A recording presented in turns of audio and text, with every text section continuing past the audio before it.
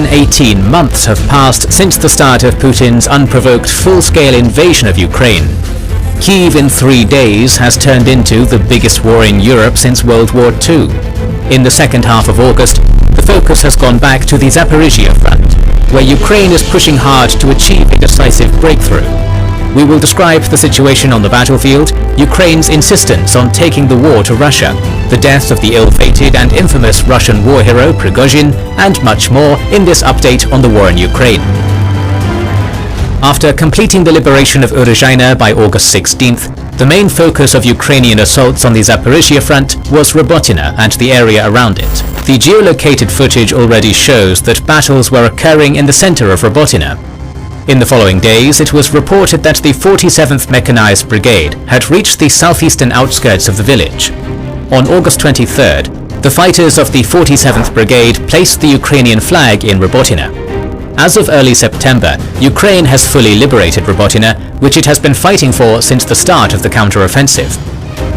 Russia is still launching counterattacks on the southern edges of the village, which shows the strategic value of Robotyne to the Russian army. Zaporizhia Oblast consists mostly of open fields, thus any elevation is a natural advantage.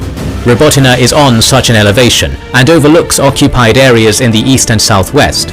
But so far, Russian attempts to regain control of the village have been in vain. On the contrary, the Ukrainians have expanded their area of control around Robotyne. The AFU has advanced towards Novopokrovka and Novopokropivka since then. There is also visually confirmed information that forward Ukrainian units are already fighting in the outskirts of Verbove, which means that at least some Ukrainian forces have crossed the first Surovikin line west of the village. So far, we have not seen heavy weapons being deployed by Ukraine in this area, which may indicate that the breach has not happened yet. It is merely Ukrainian recon forces operating in the area. But the presence of Ukrainian forces beyond the first Surovikin line proves that defensive lines are as strong as the forces defending it. Many analysts have focused only on much discussed Surovikin lines, but footage from the liberated areas of Zaporizhia Oblast and reports of Ukrainian servicemen demonstrate that the Russians had strong defensive structures north of these lines too. Dense minefields, many strongholds, and a system of trenches in the open field is a challenging environment to conduct offensive operations, particularly in the absence of air superiority. So Russian defensive structures north of the Surovikin line may have been at least as tough to cross as the Surovikin line itself. Some analysts even argue that the Ukrainian army has already passed the densest minefield in the Robotyne sector, and logically speaking, areas south of it cannot be as densely mined, since the Russians would need wider mine-free corridors to fall back if necessary.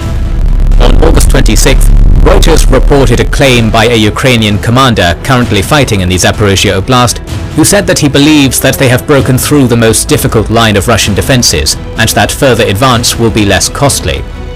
The Russian command has been sending reinforcements to the Zaporizhia front to contain the Ukrainian advance. Elements of the 7th, 76th and 108th Air Assault VDV divisions have been redeployed from the Kherson and North Luhansk front to this end. In this period, Ukraine has also gained some ground east of Zaporizhia and south of Rivnepil.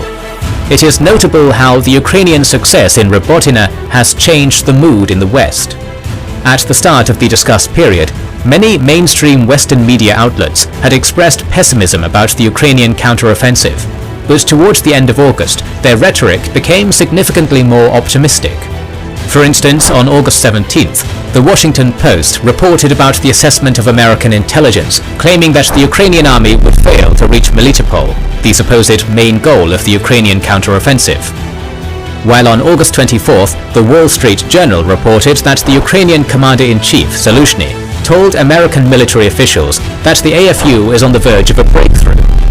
The news reports of Western media outlets often rely on anonymous sources in the US government, and change in the rhetoric, if nothing else, informs about a change of mood in the American elite regarding the Ukrainian counteroffensive. According to Forbes, Ukraine sent the 46th Air Mobile Brigade and the 82nd Air Assault Brigade into battle in this period, which means that now almost all the forces dedicated to the counteroffensive have taken part in battles in some fashion. If this report is correct, the next several weeks may prove decisive. Forbes reports that Ukraine's Leopard 2 losses in the south have been exaggerated. They claim that the AFU has permanently lost only 5 of its 71 Leopard 2 tanks since the start of the counteroffensive in June. At least 10 more have been damaged, which are being repaired in Poland and Germany to be sent back to the front. This indicates that even though nominally all Ukrainian brigades dedicated to the counteroffensive in the south are already fighting, many main battle tanks are kept in reserve in order to use them later if the AFU achieves a decisive breakthrough. They will likely continue trying to advance along the TO408 highway towards Tokmak and attack towards Zaporizhia and Chertovata to expand its salient south of Orkiv. In the Velika Novosilka section, Ukrainian assaults have been less regular since the liberation of Urozhaina, but they will probably continue their attempts to reach the Kamenchik and Staromlenivka line as an intermediate goal. On other fronts of the war, the situation has not changed much. On the Kherson front, raids of Ukrainian groups on the left bank of the Dnipro continue, but they have probably lost their positions near Kozachyi-Laheri. On the North Luhansk front, Russia made minor gains near Sinkivka and Serebryansky Forest, but Ukraine has stabilized the situation here after continuous gains by the Russian army in this area in the past few weeks. On the other hand, Ukraine's advance around Bakhmut has been negligible too. It was reported that on August 20th, Ukrainian troops gained some ground along the MO3 highway towards Bakhivka, but their advance has largely stopped since the capture of dominant heights near Klishchiivka. In this period, the Ukrainians picked up the pace of aerial strikes and saboteur attacks in the Russian rear, while Russia continued targeting Ukraine's port infrastructure and other civilian areas.